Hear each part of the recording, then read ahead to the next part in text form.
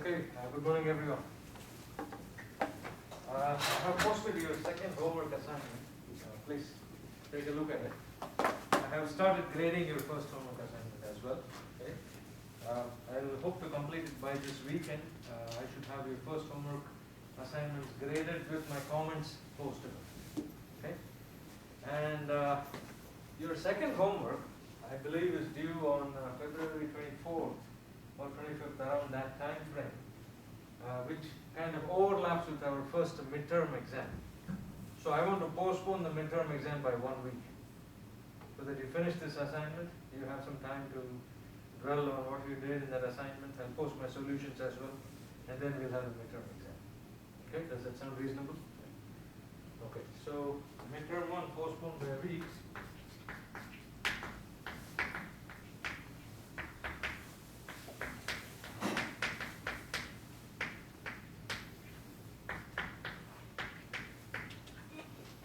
This is, I think that one class kind of pushed us back in many ways, but I was planning to cover more material than one that we lost due to the weather, but that's fine. Homework 1 grades.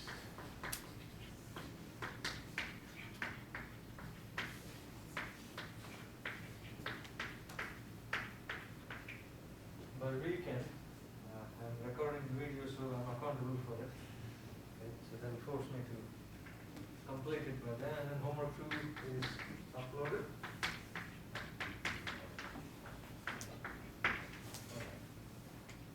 Usually homework grading is faster when I have a grader, but for graduate classes or technical electives, I don't get a grader.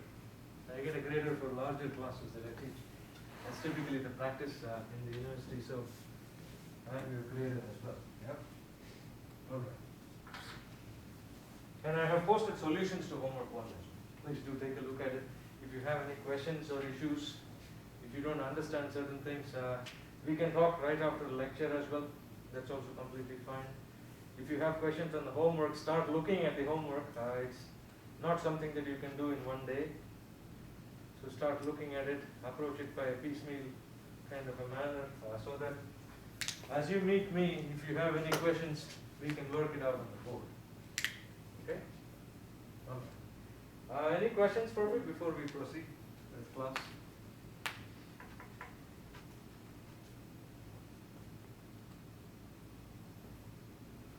Okay. Then we'll proceed with the lecture from last time. We started looking at constraints.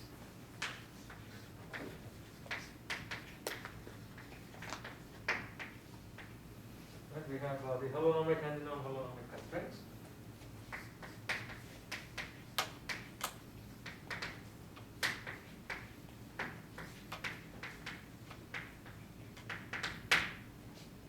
Holonomic constraints can be written in the form Fj, which is the jth constraint. There can be multiple constraints in a particular problem. Fj of Q1, Q2, N and is equal to 0, where capital N is the total number of configuration coordinates in a system. Okay, and I think I started off with an example of a particle in space, and then we started looking at the rolling without slip. So I'll start with that. Then I'll go to the simple pendulum, look at the constraints in 2 different ways, and then present some results that might be of use to us. Okay, so this whole lecture today will be involving constraints and how to identify it, how to write constraints for problems that get progressively harder. Okay? Alright. So rolling without slip in 2D.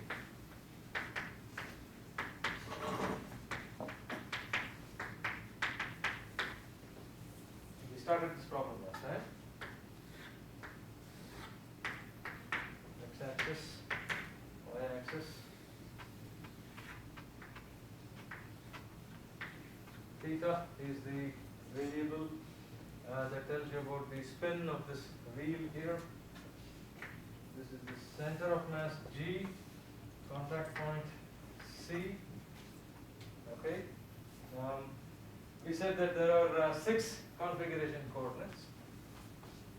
6 configuration coordinates, which are x, y, and z. What could you slightly move? Oh yes, yes, this one. So, sorry. How is this? That's good. Okay. Thank you. X, Y, Z. Then I'm going to have theta, which is the spin. Then you will see we're going to do a 3D version of this problem as well today. Okay, there will be two other angles. One angle will be about the center line here. So if I spin this, that's going to be one angle. It's called as the precession angle. Phi. Actually, theta is called by a different name. This is usually called as psi. Okay, that's not called as theta. So just to be consistent with the notation that you're going to be seeing in the future for a three-dimensional coin, let's call this a psi. So this is psi, and then the last one is theta. So psi is the spin of the coin. So this is called the spin angle. Then phi is called as the precession angle.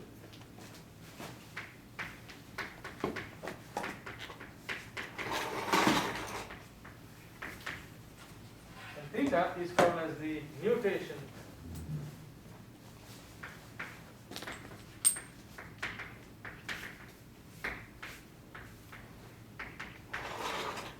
And you'll see them in all their glory when we do the rolling coin. Okay? Alright, so these are our 6 configuration coordinates, and we call them as Q1, Q2, and so on. So they are equivalently called as Q1, Q2, Q3,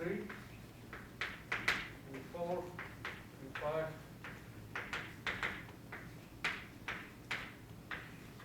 Q6.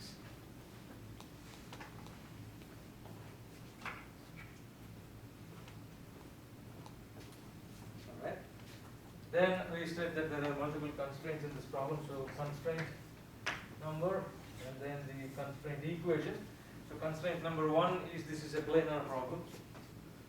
So this is Q3 is the constant, or dq3 by dt is 0. Rate of change of z variable is 0 in this case, or I can say that q3 dot is, all of them are equally the same information. Constraint number 2. We essentially see that the angle phi and the angle theta are constants, so that the derivatives of these angles are 0. So the second constraint is u phi dot 0, or that's true. Third one is q6 by dt is 0. That's the third constraint. Okay, so we're not saying these angles change as a function of time. And then there's one more constraint where the y position of the center of mass is always going to be the same value of r.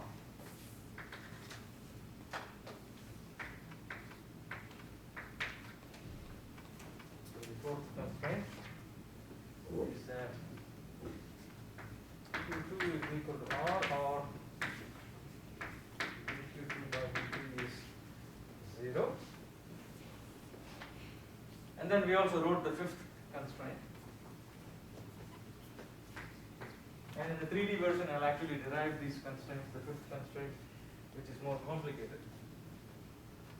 But the idea remains the same, rolling without slip, so rolls without slip.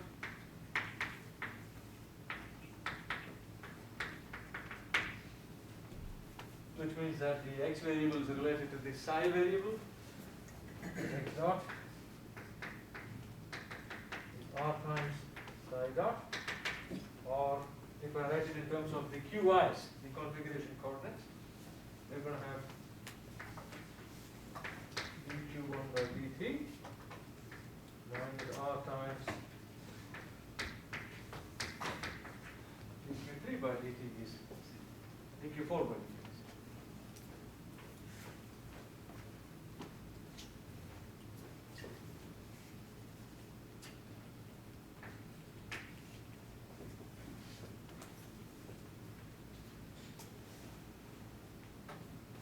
And it is quite obvious to see that the first constraint is integrable, that I can integrate on both sides, no worries. The second constraint is also integrable, so this is an integrable constraint. This is an integrable constraint. This slope's integrable as well. I can integrate both sides and get Q6 to be a constant. Q5 is a constant. Here it's already in the integrated form. Q2 is equal to R. There is no reason to believe this is not integrable either, right? If x dot is R times psi dot, then I can integrate on both sides to get x is equal to R times psi. So all of these are integrable constraints. It is easy to see it for this simpler case. It is not easy to see this for a more complicated case, so we need to have something more there, okay?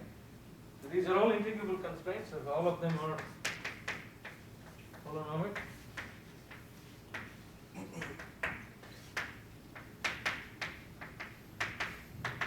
Which means the system is holonomic.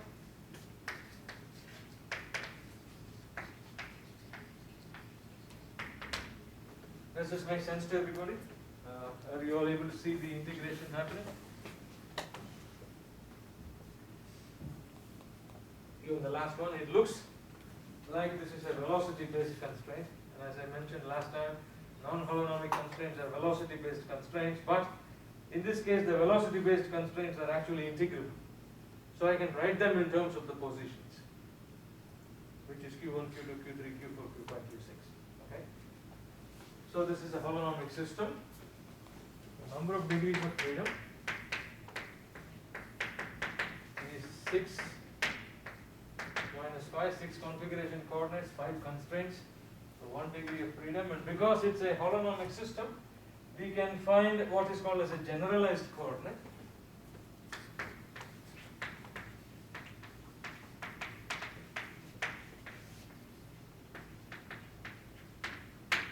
Which is also equal to the,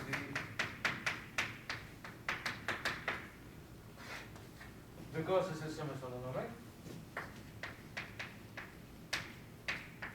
Okay, that is important. Because the system is holonomic, I can find a generalized coordinate, which is the same as the number of degrees of freedom. And the choice for the generalized coordinate can either be the variable x or the variable psi. Okay, so here the choice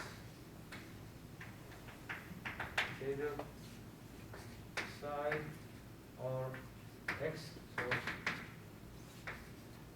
Q4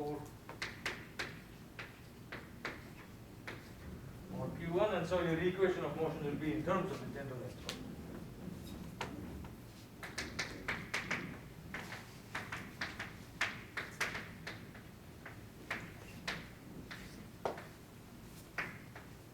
This is generalized coordinate. So this is where we were the last time, and I want to build on this.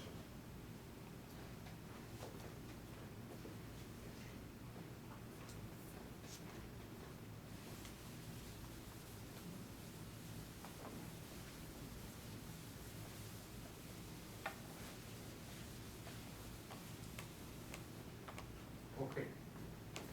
Any questions, please, before I proceed further? Once again, before you ask me questions, what are we doing?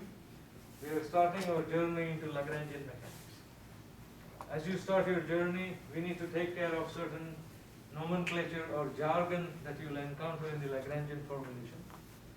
And the predominant one that you encounter is, okay, all of these things that you've seen, configuration coordinates, degrees of freedom, constraints. Constraints, now we're going to classify them as holonomic or non-holonomic. And in holonomic or non-holonomic, you can have time-independent constraints. All of these are time-independent constraints. Time does not explicitly occur in these constraints, so they're called as scleronomic constraints. I'm going to write this down. All the J constraints are holonomic, scleronomic. That is, time does not independently occur in them. They are all obviously functions of time, but there is no independent time-based expression in there. Okay. All right. Let's take a slightly more involved example. Simple pendulum.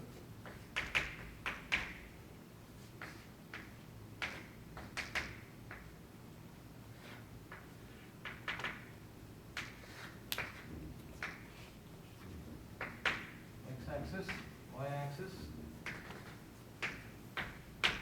Z-axis coming out of the page. Let's say that this is on the Z is equal to 0 plane. Okay.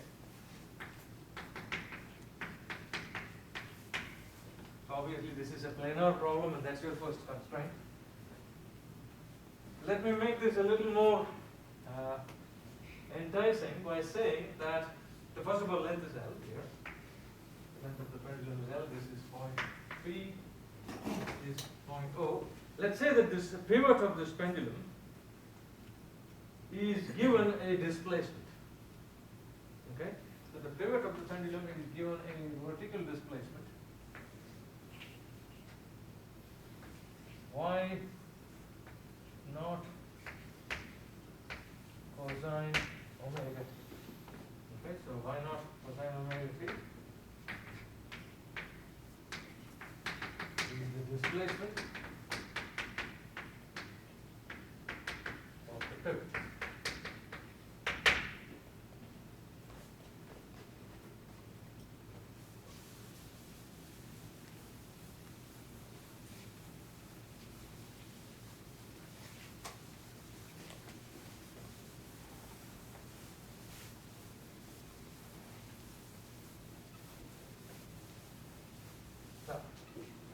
I want to consider two cases.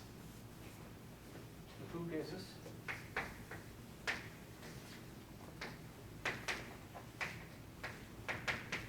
Y naught is equal to 0 case. What do you do in this case? If y naught is 0, the pivot is just sitting there. Right? It's not oscillating up and down. Okay, so if that is the case, then the position of the pivot is 0, 0, and 0.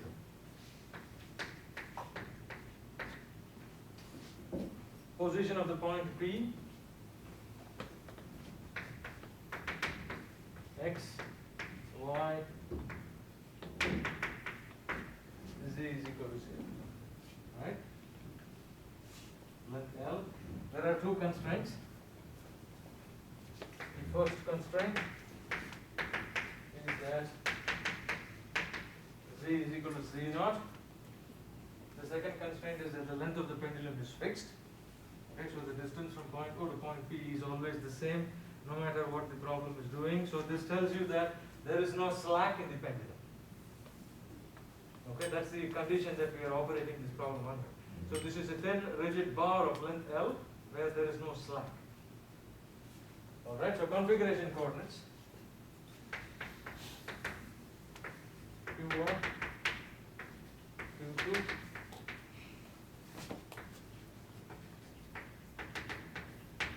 Q3, there are three configuration coordinates. This is a particle P in space, so that's not a big deal. I'm going to write my second constraint. My first constraint I'm going to write in terms of the Q1, Q2s, and the Q3s. So this is Q3 is equal to Z. It is obvious to see this is a position-based constraint. If you see a planar problem, you can just essentially ignore this constraint. Okay? You can just move on. There's no need to beat it there. Then the second constraint is the length is fixed. So x minus 0 square, y minus 0 square,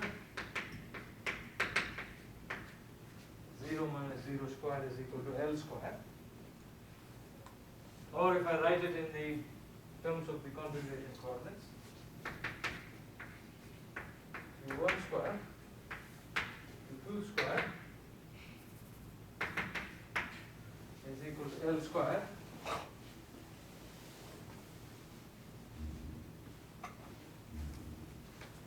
And it is obvious to see that this is essentially a function of Q1, Q2 Q3 time, the time variable does not appear here. That makes no difference to our life. It's Q3 does not appear here, so the coefficient accompanying Q3 is 0 there. It's a function of Q1 and Q2. So these are holonomic constraints.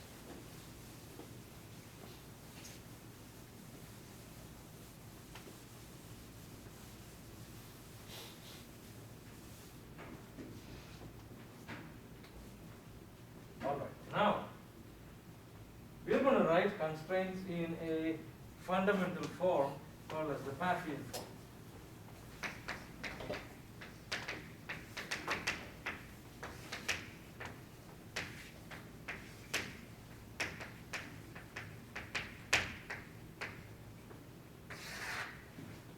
I'm going to take that constraint, the second constraint, write it in the standard form, and this standard form is the one that will enable us to figure out whether the constraint is holonomic or non-holonomic.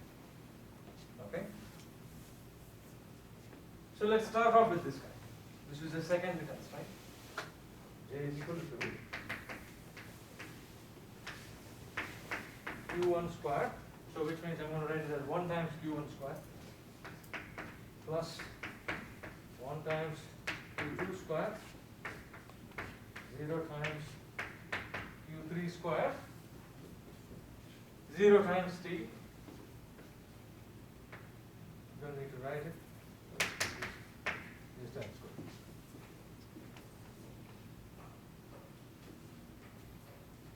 I'm going to now take the derivative with respect to the time. Right, so take the derivative, which means that you have to use the chain rule. I'm going to have Q1 squared. So the derivative of that with respect to time is 2Q1 dQ1 by dt.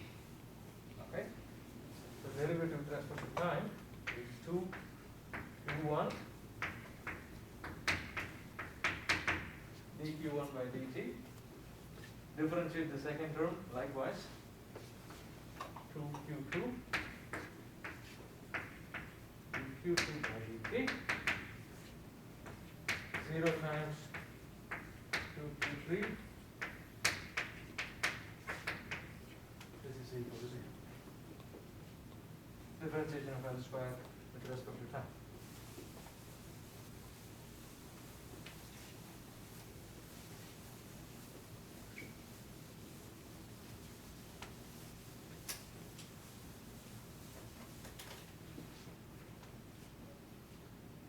I'm going to cross multiply throughout by dt. Okay, so this is where I say that things can get a little shady. So there are multiple ways of thinking about the fraction dq1 by dt. You can think of it as a fraction dq1 by dt, or you can think of it as d by dt of the function q1. Either ways, there is, without any loss of generality, I can multiply throughout by the term dt and think of the denominators getting cancelled out. Okay? So I can write this as 2q1 dq1,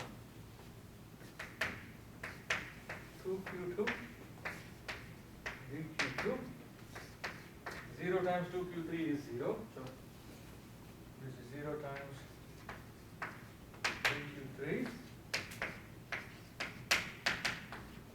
0 times dt is 0. 0 times dt is 0, right? So it will be changed my life. Yeah? This is constraint number 2, so j is equal to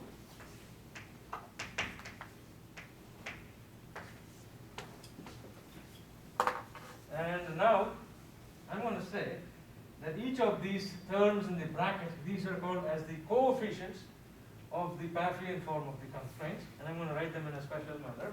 Watch this. This first coefficient, I'm going to call it as little a. The first subscript for little a is going to be the constraint number, so that's 2. The second subscript is going to be the configuration coordinate number, which is 1.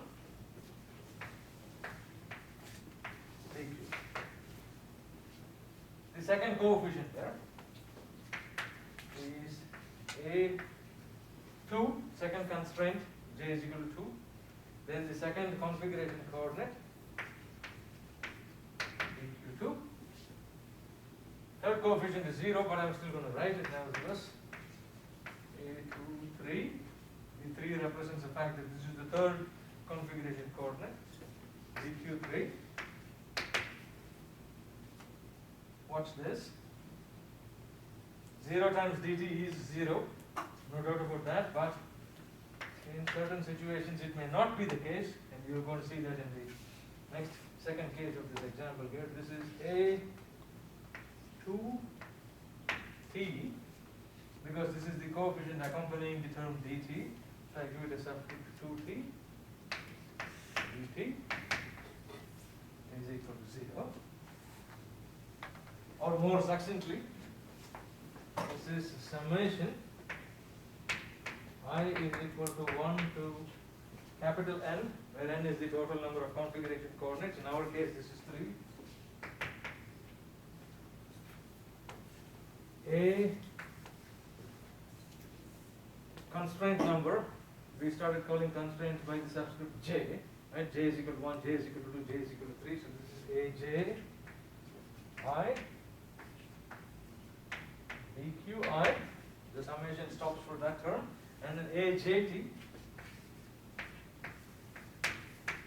dt is 0.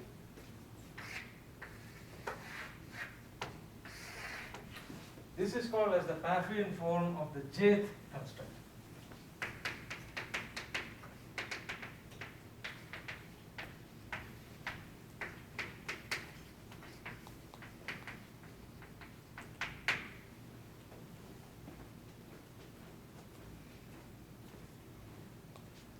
And mind you, this is not specific to holonomic constraint. Any constraint can be written in this form. Okay? So any constraint, this is a note. Any constraint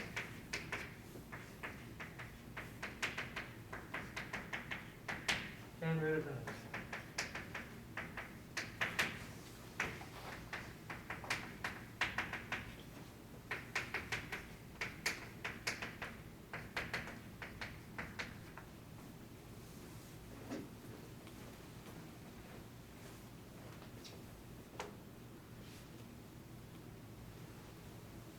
And I can do this for all the j constraints. So if I look at a problem, the previous problem that we looked at, roll without slip for a planar disk, I will have to write the Baffian form of all the 5 constraints. It is quite tedious, but it has to be done.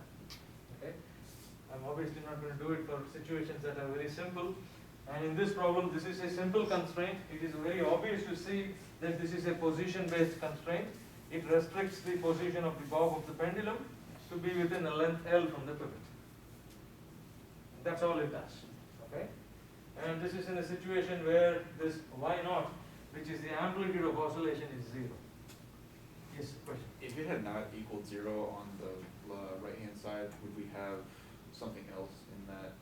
That's what we're going to be seeing. So it is always going to be 0 on the right-hand side.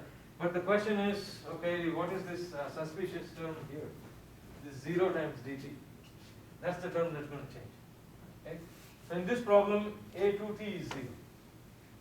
In the next situation that I'm going to consider, where the pivot is going to be oscillating up and down, it's going to be non-zero.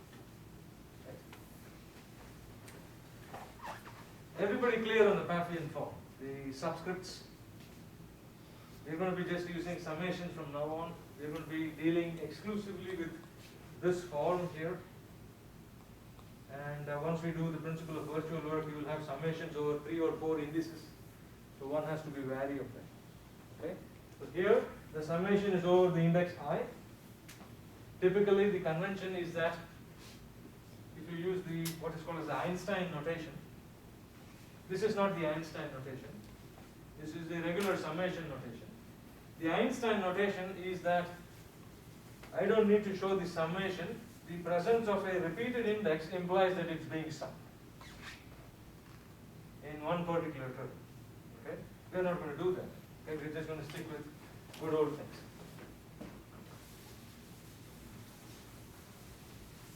But you'll see that this is very cumbersome to write, which is why Einstein came up with a better way of writing things.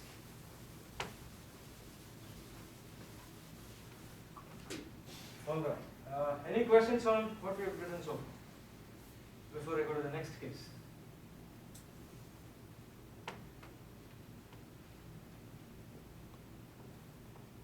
Okay. Case 2. Same pendulum, y naught is non-zero.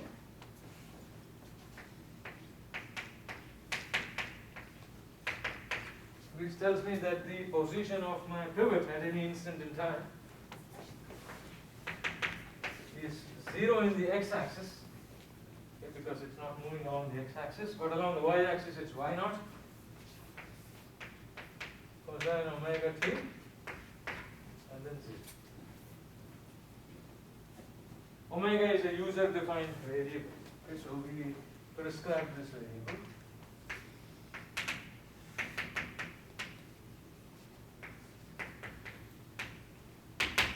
Omega is known a priori before the beginning of the problem.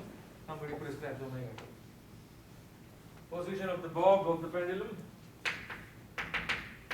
is x, y, and 0, which I'm going to write in terms of the configuration coordinates. Q1, Q2, and Q3. The first constraint remains the same, so I'm not going to deal much with that. That's a holonomic constraint just for inspection. No need to dwell on that. The second constraint, let's take a look at that. Length of the pendulum is fixed. So the distance from point O to point P is always going to be m. Okay, so if I use the Euclidean norm between the two, that's Q1 minus 0 square plus Q2 minus the position of O at any instant in time, y naught cosine omega t. Q2 minus y naught cosine omega t square, and then Q3 minus 0 square.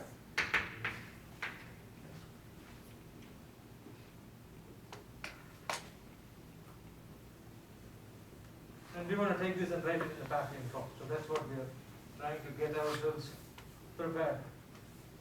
Okay? To write it in the Baffian form, we just take each of these creatures, each of these individual terms, differentiate with respect to time. Okay? So this is going to be 2q1, same as before. dq1 by dt. Then I'm going to have a couple of things going on. This is, if I expand this, this is, or if I do the time derivative, this is going to be 2 times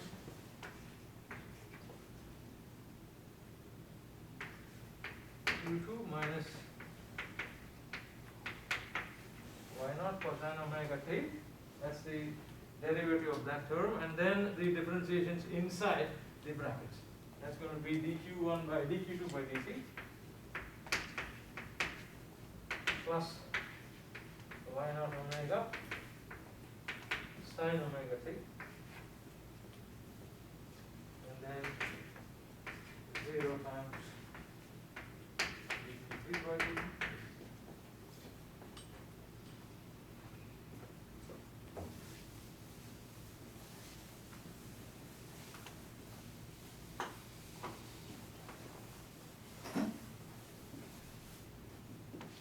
My aim is to write it in the Baffian form, okay, and then figure out what the coefficients are.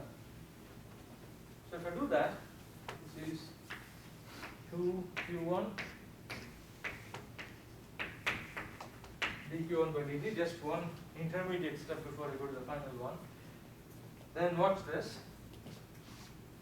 2 times q2 times dq2 by dt. Okay. Or plus 2 times, you can even write this as q2 minus y naught cosine omega t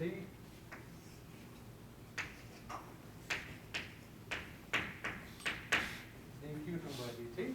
That's one. And then the next one, which is plus 0 times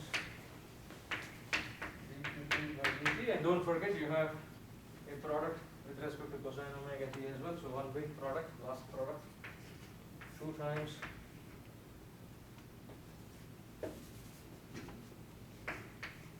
Q2 y naught cosine omega t y naught omega sine omega t.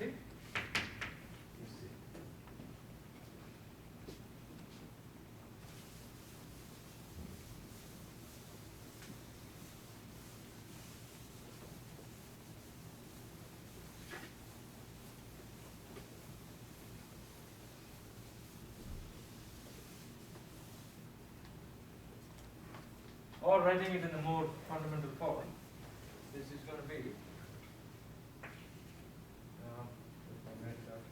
multiply through by dt, okay, the term dt, so that I have 2q1 dq1, and then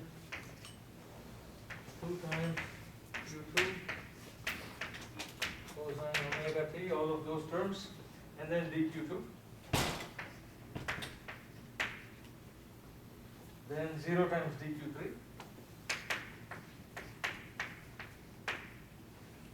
and then I'm going to have a contribution from one of those terms, the last term, plus 2 times q2 cosine omega t y naught omega sine omega t dt is equal to 0.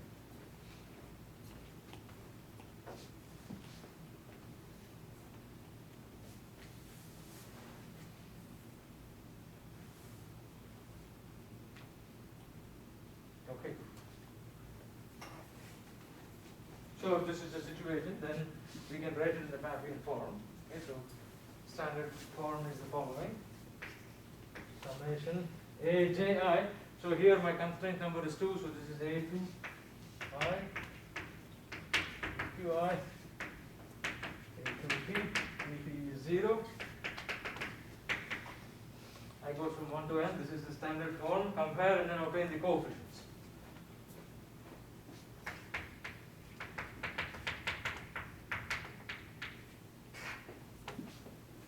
A21 is quite simply 2q. A22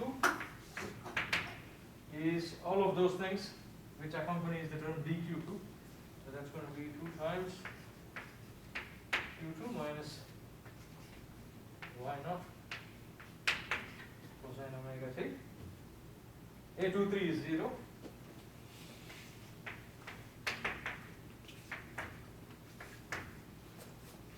And then the last one is A2t, which is all of those terms accompanying the term dt. A23 is 2 times q2 y naught cosine omega t y naught omega sine. So these are the coefficients of the Baffian form of this particular constraint.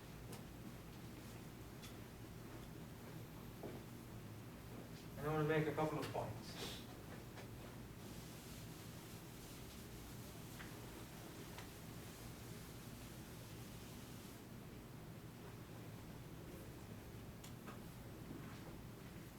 First point I want to make is that the coefficients themselves can be functions of the configuration coordinates, and they can be functions of time. Implicitly because the configuration coordinates are functions of time, explicitly because of things like this. Okay, so now I will write Aji is any Aji is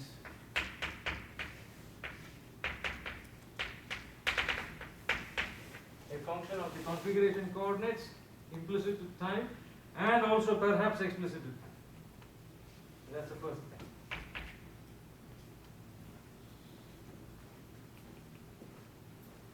And this is, I'm sorry, A2t, not 2t. Apologies, this is A2t. Okay. And because of the fact that A2t is non-zero, or AJT is non-zero, that becomes a real-nomic constraint. So this is where the time dependency comes into play. If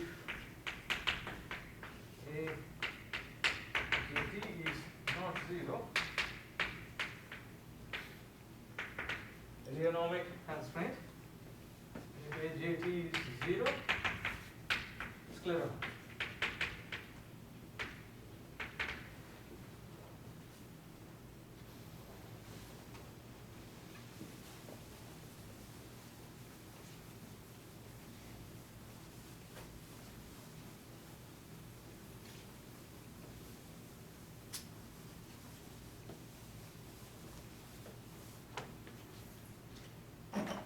Okay, so which means that if you consider this problem where the pendulum is oscillating up and down, the pivot is oscillating and as a predetermined function of time, then this is a rheonomic problem, rheonomic constraint, but it's also holonomic because it's predominantly in a situation where I can write this constraint as a function of the configuration coordinates in time. Am I making sense to everybody?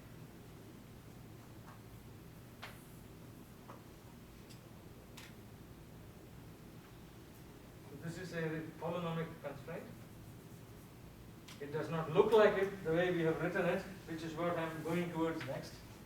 How do I see that, okay, the constraint is written in the Baffian form, and then how do I inform myself that this is holonomic or non-holonomic? But what I wanted to show here is that you can have constraints that are dependent on time. Such constraints are rheonomic constraints.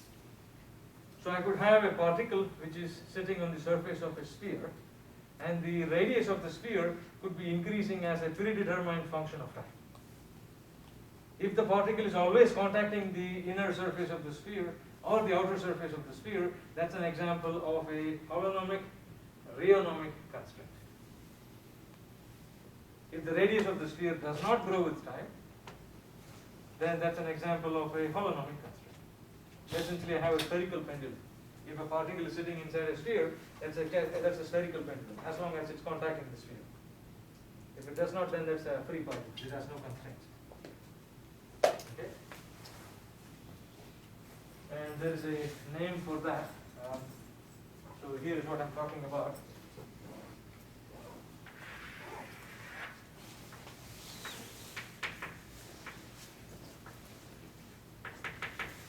So let's say that I have a pendulum. The length of the pendulum need not be fixed. Okay? It is fixed, but the length of this need not be a rigid link. It could be some kind of a thread. So this is an example of a bilateral constraint where if the length is fully stretched, this pendulum is going to contact the inner surface of this ring here, and it's going to be a holonomic constraint. But if there is slack in the cable here, this becomes a free particle. There are no constraints on that. Okay? So that's an example of bilateral constraint. And we will come across such problems later on. So not important right now. Okay, well, once again, are there any questions or clarifications before I go to the next step?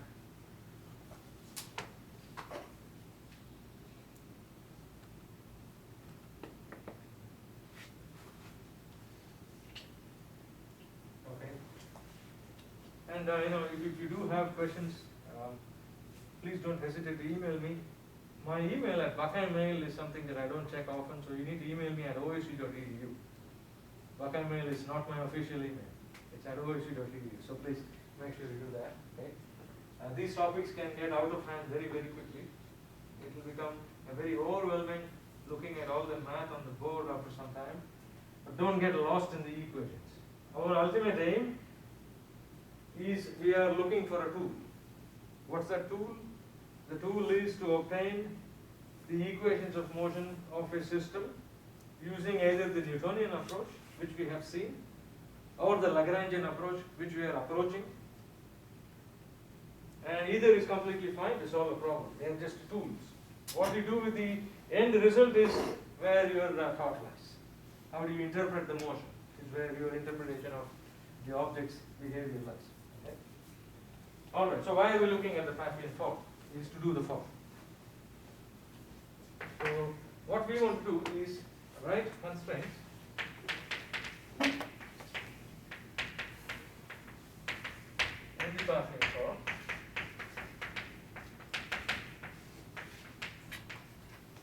And then come up with the criteria establish a set of rules that will help us identify whether the constraints are holonomic or non-holonomic.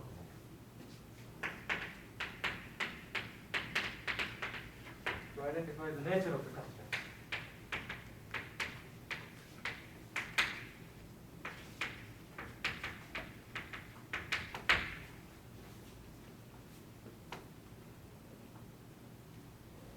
This is called as the Province Theorem, but because I'm not approaching it from the perspective of a mathematician, I'm not going to call it as a theorem. It is just a couple of tricks. Okay? That's what I would like to call it as. So how to do this is our next step.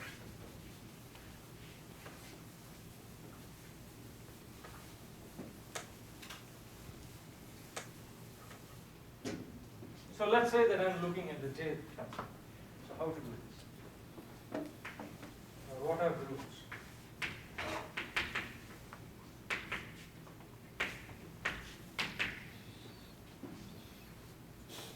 Let's say that I have the jth constraint and it's holonomic. So say jth constraint, which I'm writing in the Baffian form, which is summation I is equal to 1 to L ji dqi dt is 0 is holonomic.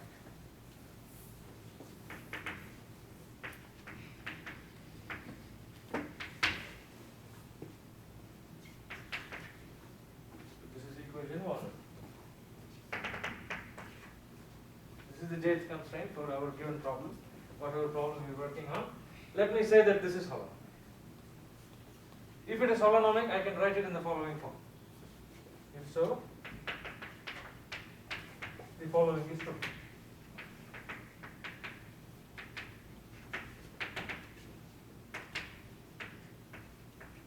What is true is that the jth constraint can be written as a function of the configuration properties. J, Q1, Q2, Qn, and P is C.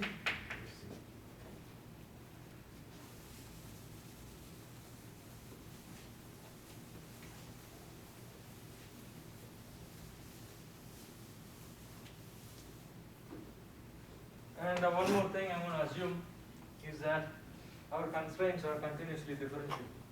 Okay? There is a way to not be as strict on this requirement, but that is just unnecessary mathematical gimmicks. So for most of the problems that we will solve, our constraints will be continuously differentiable.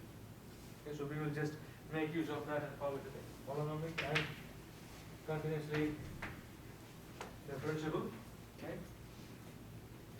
Infinitely differentiable if you like, C infinity, and that's equation 2 here. If that is true, if this is equation 2, I can differentiate both sides of equation 2, which is still equal to 0.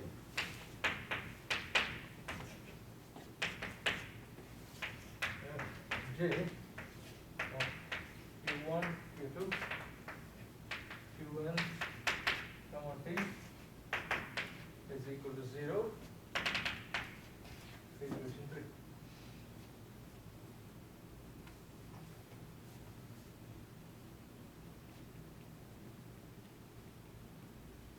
My first question to you, and this is just a clarification, I hope it is obvious to everybody that equation 1 is equal to equation 2 is equal to equation 3.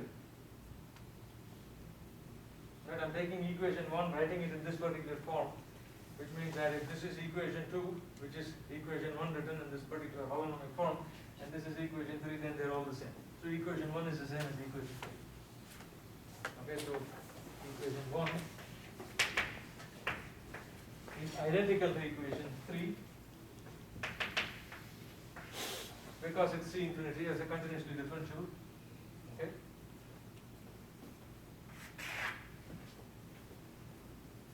Now what I'm going to do is I'm going to take this jth constraint and then take the time derivative of this function, which means I have to employ the chain rule. So to do that, I first have to differentiate this function with respect to each of the configuration coordinates, and then differentiate the configuration coordinates with respect to time.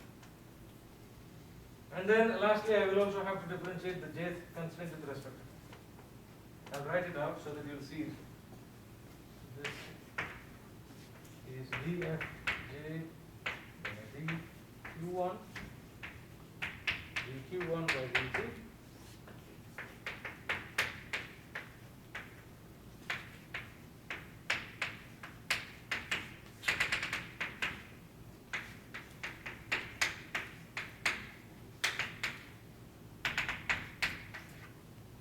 that's equation 4.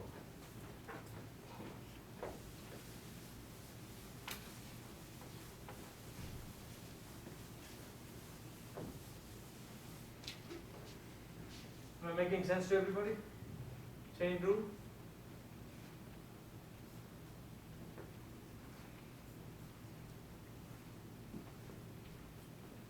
Or if I look at equation 4, I can write it in a more niftier form as summation I is equal to 1 to n dfj by dqi multiplied by dt if you want to out.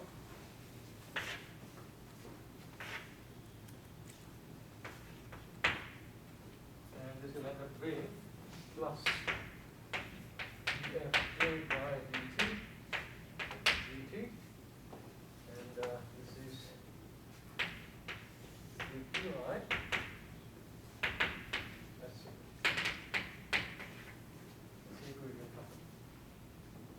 And I want to make sure that everybody is clear on what I did here. Okay, first what I did was I multiplied throughout by this term dt, so that dq1 by dt becomes a dq1, dq2 by dt becomes dq2, and so on. And then I write it using this summation notation, where I goes from 1 to n. Okay? Equation 5 and 1 are the same.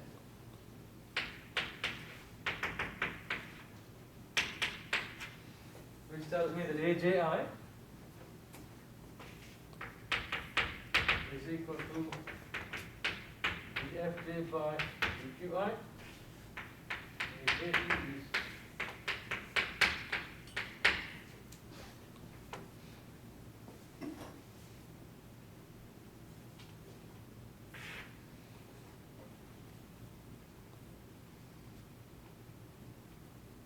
keep in mind that we started off with the holonomic constraint. Okay? Now, take a look at this term.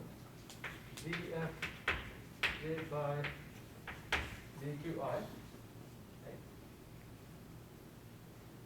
We said that it's C infinity or continuously differentiable. So if I differentiate this side by d by dqk, this is just the second derivative of fj. This is d square fj by dqk dqi. But k could be something, k could be from 1 to n as well. So there could be mixed derivatives here if k is not equal to I. And if k is equal to I, this is d square f by dqi square. Okay? This is equivalently d by dqi of, and I'll let that sink for some time. I want to make sure we are all looking at the same thing and we are understanding this. Okay, I started off with this guy, dfj by dqi. It's C infinity, one of our assumptions. And so I can differentiate it with respect to some other configuration coordinate, where k could be equal to I or k need not be equal to I. That's this expression here. This same person I can write it in the following form because it is C infinity.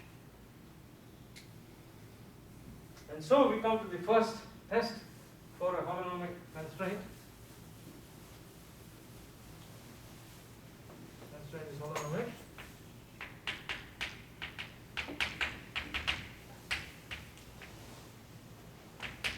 When or you can say that for a holonomic constraint, maybe a better way of writing it. Sorry for that.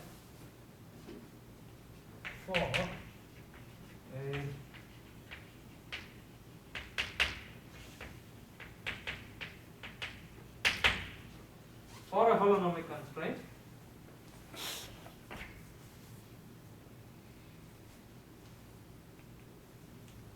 what is this term in the parenthesis?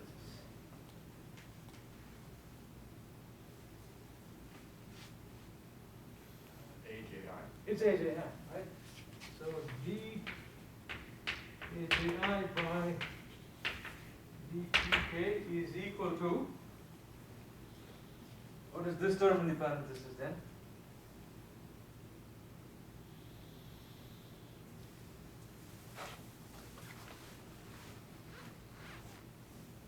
K could be anything, right? From 1 to n. AJK, yeah, that's it. Same thing.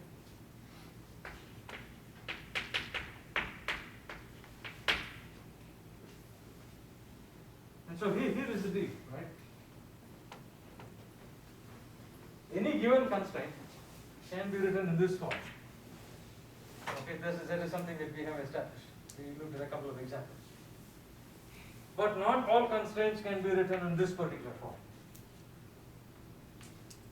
So the idea is, if I start off by writing a constraint in this particular form, and if that constraint is holonomic, then this condition has to be satisfied. And here is a shady part. I'm going to flip the argument on its head and say that, okay, if this condition is satisfied, then the constraint is holonomic. Because we started off with a holonomic constraint to obtain this condition. Does this make sense to everybody? It's fair enough. It's not the most rigorous of arguments, and I have made a lot of assumptions by saying that it's C infinity. There can be discontinuous constraints. We are not going to look at them in our class. Okay, they fall beyond the scope of all the classes taught here. They're more like a research problem in some sense. Okay? So this is the first condition for a holonomic constraint. The second condition is easier to derive. Same argument, by the same token.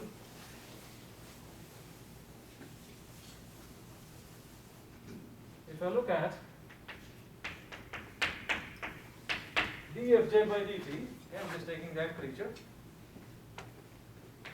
d by dqi is d square fj by dqi dt, no surprise. Once again, continuously differentiable in time and in the holonomic, the configuration coordinates. This I will rewrite as d by dt of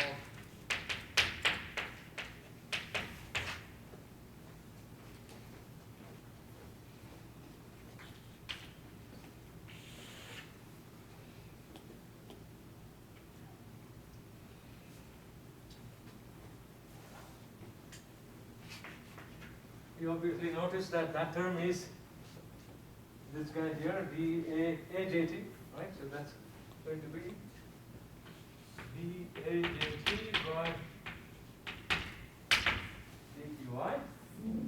dfj by dqi is AJI, so that's dAjI by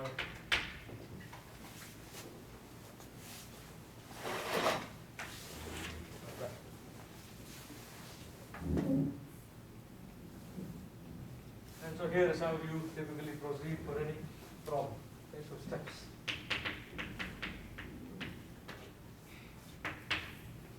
Because it is extremely important to figure out if the problem has holonomic or non-holonomic constraints. If the constraints are holonomic, the Lagrangian becomes really simple. It's a piece of cake. No figures needed. You just calculate the velocity, you're good to go. If the constraint is non-holonomic, things get a little more dicey. We have to start unpacking a little more of the system. Okay? So those are things to keep in mind. So first step in any problem is figure out the configuration coordinates.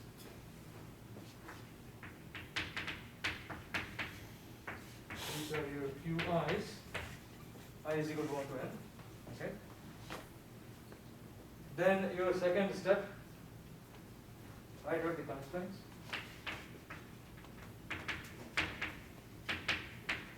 j constraints. So I goes from 1 to capital N, j goes from 1 to capital M. M need not be equal to n. If you have as many number of constraints as configuration coordinates, your system is in. If you have as many constraints as configuration coordinates, your system is in static equilibrium. It is not moving. Okay, so if M is equal to n, statics, and if M is less than n, dynamics.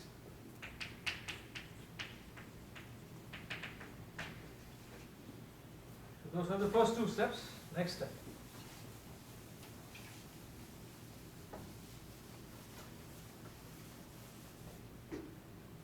Right.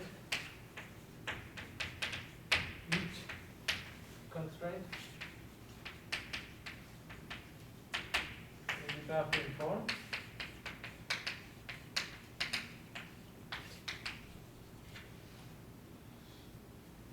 Which is what we have written there.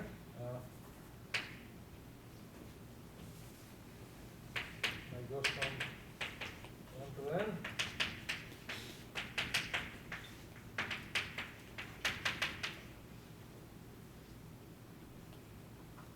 And then for each constraint, for each of j is equal to 1 to m, and this is the situation where things will be tedious, but we have a workaround for this, and for all of I is equal to 1 to n, and k is equal to 1 to n, where I and k can be the same. They can be equal to each other, or they need not be equal to each other. Test if dAji by dqk is ajk by dqi, and if ajt by dqi is aji by dt, then your system is holonomic.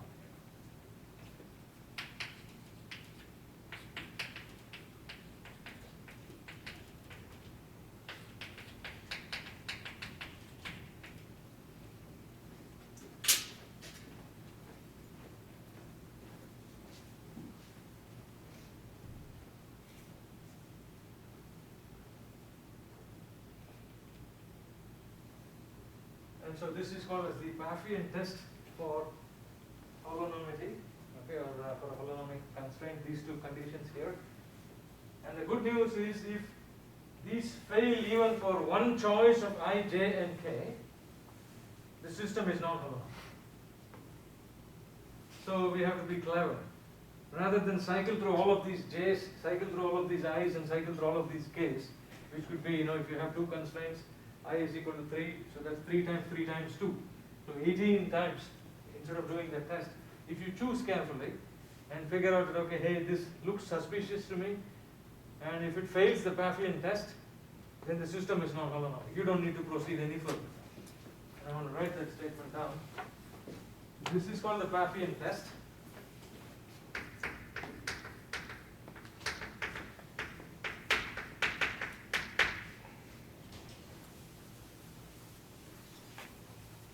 Last line.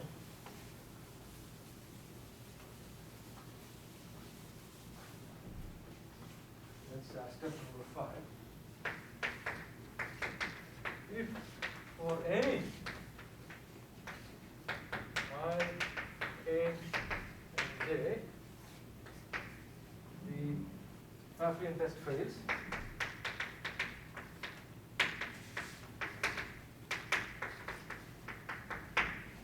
that is, you don't get this to be equal to that and this to be equal to that, then the system itself is not holonomic.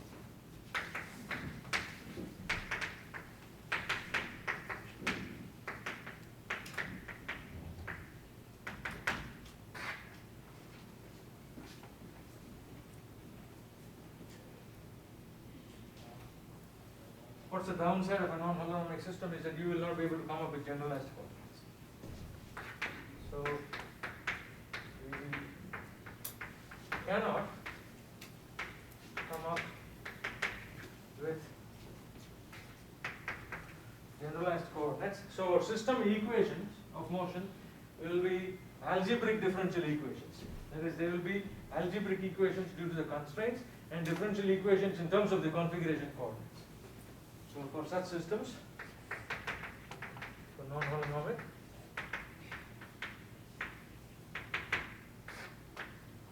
the equations of motion will be called as DAEs,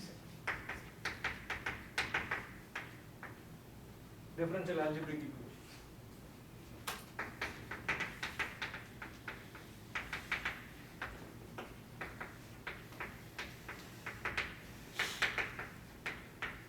Differential in terms of configuration coordinates, algebraic in terms of the constraints.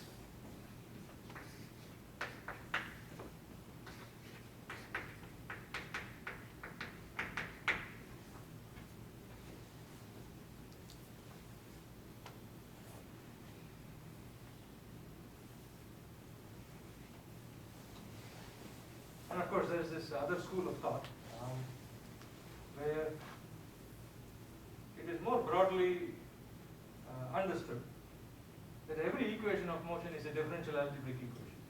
That is, for example, if I have a pendulum, so what I mean by this is the thought. I just want to clarify this.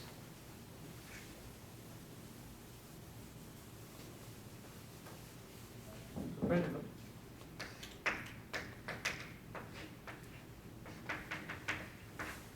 My constraint is z is equal to 0, right? So I can come up with the equations of motion as the following.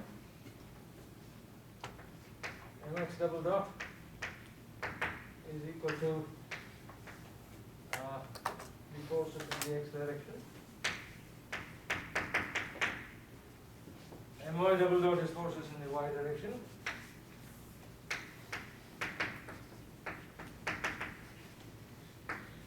Z is equal to 0. X square plus y square is equal to L square. This is a differential algebraic equation.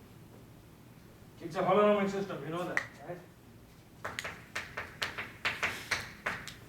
So for any kind of a dynamical problem, I can write it in terms of a DAE, a differential algebraic equation. But the great news is if you figure out that your system is holonomic, I don't need to solve 4 of these guys. I can just solve 1 or 2. In the sense that if I find out the generalized coordinate is theta, then my system equation is just the double dot is from d by L sine theta. Z is equal to 0 is a trivial thing, does not play any role in our equations anyways. So this is just in terms of the generalized coordinate theta. It is much more simpler, much more elegant, much more computationally tractable, rather than write 4 of these creatures and go crazy. But for a non-holonomic system, you don't have this freedom. You cannot come up with a generalized coordinate. Your system equations will always be of this particular. Okay, so my last thing I want to write down, not sure if we have time for an example. If we have, maybe I'll set it up. The holonomic system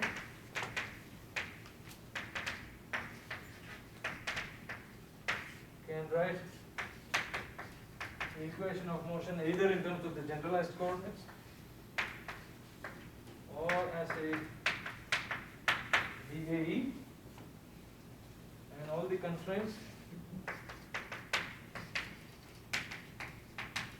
satisfy the Caffeine test.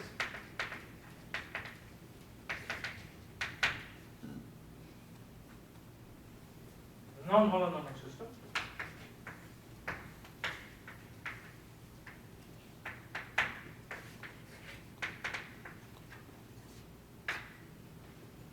no generalized coordinates, only as a DAE. I believe I wrote the full form, right? differential algebraic equation. And it is sufficient if a single constraint fails the Baffian test.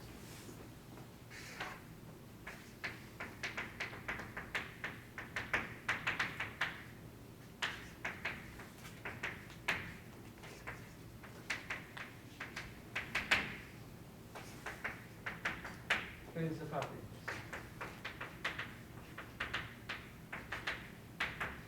Not even a single constraint, but a single cycle of a constraint in I and K. And you will see what I mean with this.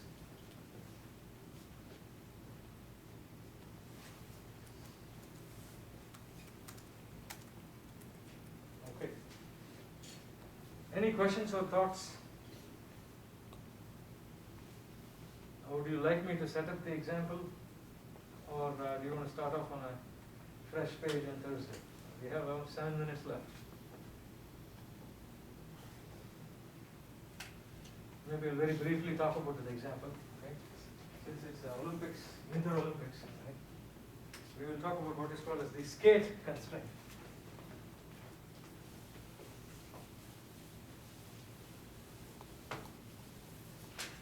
The skate or the knife edge constraint.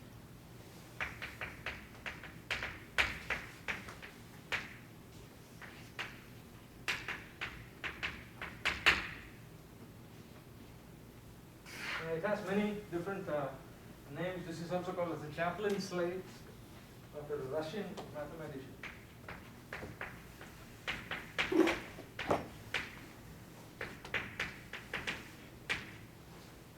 So if you're a figure skater or if you're doing the bobsled or the luge or one of those events, this is the constraint that you have to encounter. And this is a non-holonomic constraint. The equations of motion are quite complicated. And it's also sometimes called as a grocery cart constraint.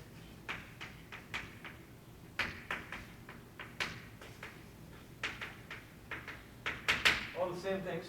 If you have the time and if the grocery parking lot is free,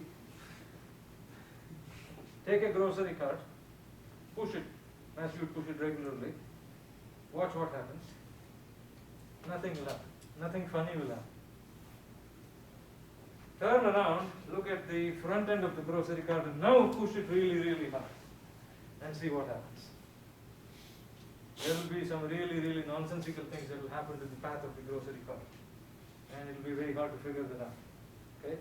So nonlinear constraints, non-holonomic constraints behave in very strange ways that elude sometimes the physical reasoning behind why they do, because the mathematics get complicated. Okay? And the basic idea of a knife edge constraint is very, very simple. I'll just demonstrate it here. But imagine that this is a knife edge.